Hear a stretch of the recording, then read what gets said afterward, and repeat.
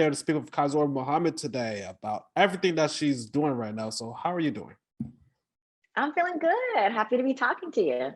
Happy talking to you as well. The news broke a few weeks ago that you're going to be joining the Flash soon. So before we dive deep into your character, where were you when you first heard that you'll be joining the cast? Gosh, I think I was just in my apartment. I think I was just at home and I was like, oh, cool. But I didn't know the scope of it at that point. You know, everything sort of has dummy names and dummy sides when you're doing the audition. So I thought I was doing another human role. And so I accepted it. And then a couple of days later, I was like, oh, this is a character. This is Dr. Meena Dhawan. And then I looked into her comic book narrative, caught up on all the comic books on it, and was like, oh, this is kind of really awesome. I'm a comic book person myself. I've read a very lot. So how much of the source material did you read, and which parts of the source material intrigued you the most? Yeah, I mean, my source material is right there. I should have grabbed it. Yeah, I have all the comic books. I mean, the ones that go over Meena's story. So after I found out that it was going to be that, I had all the comic books and went through them, and that really helped too. Being able to read the comic books, they also do such a good job in the comic books, like going over her emotional state at the time and how that influences what's happening. So I'm grateful I did that, because I got to take some of it and take it into the character. But I'm also happy things happened in the order they did, because had I known that this was the Dr. Meena Dhawan while I did the audition, maybe I would have let the comic books influence me too much. Speaking of the audition, do you remember what kind of lines you had to say when it came to the audition? I think it was similar to the first scene where we meet Dr. Meena Dhawan in episode 817. I think it was similar to that. Yeah, where it was this thing of I'm the good guy, I swear, and I'm not evil, and can you help me? Gotcha. That also goes to my second question, because we know fans of the DC universe are kind of up and down when it comes to online. What is your take when it comes to the things you see on social media when it comes to DC universe fans? And you mean like what I think of the social life around it? Yeah, I mean, I think it's dope. I mean, that's what gives things so much life, right? And that's the beauty of it. And at the end of the day, the fans of the show are everything. Like, to me, that's why bringing it justice is like why we do what we do. So I love it and I appreciate it. And I know it gives me a lot of life to know that people also care about the show and are invested in it. And it's also like, it's been going on for this is the 8th season. So it's also a form of nostalgia for a lot of people. Now, you're also on the animated series Jurassic World. And have you always been interested in voice acting? Yeah, so that was something I sort of stumbled upon. I didn't, growing up, I never knew that was really a thing. But I was like, okay, cartoons. It never occurred to me that there was like a human behind the cartoon voice. And discovered it sort of just by auditioning and falling into it, and then following it, and then landing Jurassic World was one of the biggest things I had stepped into in terms of animation at that point. And the team is just so awesome, and it ended up being this super long journey. That's another project where I didn't realize it was Jurassic World until after we recorded the pilot. I was like, oh, it's this other thing, and I don't know what it's about dinosaurs. I didn't put it together, though I very much should have. All the clues were there. I just didn't piece it together until much, much later than I logically should have.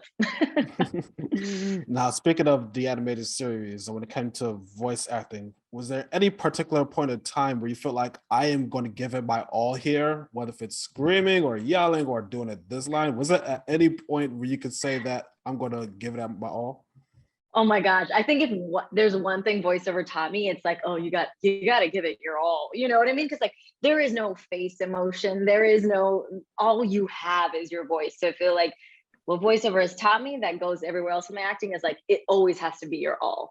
And like the fact that we're like running from dinosaurs like for our lives half the time, like it's consistent, like near death experiences. So a lot of all out screaming, a lot of all out like runs, or like stuff like that. So yeah, it's always an adventure when it comes to that show. Speaking of a Jurassic World, did you get a chance to see the new film yet? Okay, so I know I should have, but I have an excuse because I like to wait to watch like these bigger movies that we love with my family and my sisters. So I'm waiting for them. As much as it pains me, I will wait for them to watch it. But I have lots of like paraphernalia everywhere, so I think I'm doing a good job. I will say nothing. You're judging me right now. You're judging me. No, not me. I was not going to say any spoilers right now. Like, yeah, you should have watched it, but it's fine. Yeah. I get it. All right, one more for you. 0.0 for me now. Now, going back to The Flash, when it came to your costume and everything, did you have any input of what you wanted featured, or the costume department already had your costume in mind? In terms of the suit, or in terms of wardrobe in general? Both. A little bit of both. Okay, so when it came to Meena's sort of makeshift outfit as she was figuring stuff out, that was something they had in mind. I think it worked out really well, the all black. And then when it came to Meena's wardrobe, the costume lead, Kate Main, she is just phenomenal. So long, she's always like very collaborative, like what do you feel comfortable in? What do you like? We sort of realized that we sort of like these themes of more neutrals, like how, can she be wearing black more, like her jewelry, and highlighting silver more. And then when it came to the suit, Kate Main totally had that thought up in advance. It's inspired by the comic books as well. And that was such a fun experience. And it was like a series of a lot of fittings. And it was super fun. Was this film during winter, spring, summer, fall? Any weather affected you? Say that again? Was this a film during either spring, summer, fall, or winter, or in this case, did any kind of weather affect you? Yeah, that's a really great question, because it was shot, let's see, we shot it in March and April. And I grew up in California my whole life. I am like California girl through and through.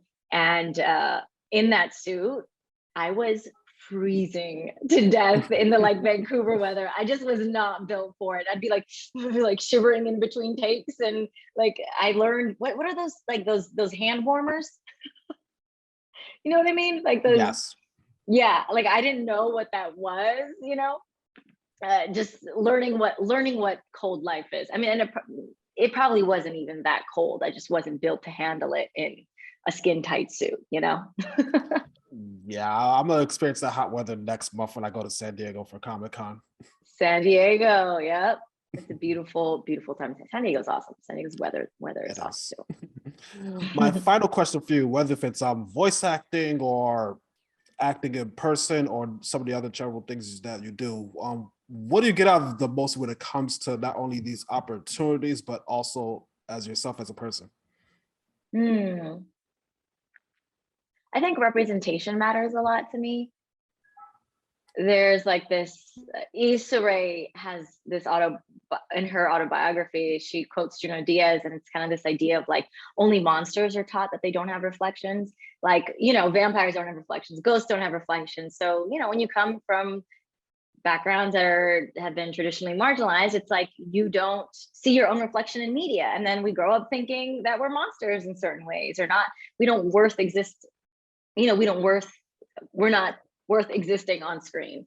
And so I think part of what drives me a lot is being able to represent my identities on screen, like as South Asian, as Muslim, as queer, in whatever ways that falls in, and in hopes that, that we don't have to feel like monsters.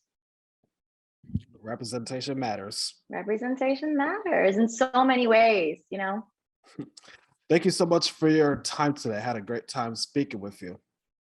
Thank you. Good talking to you too, Julian.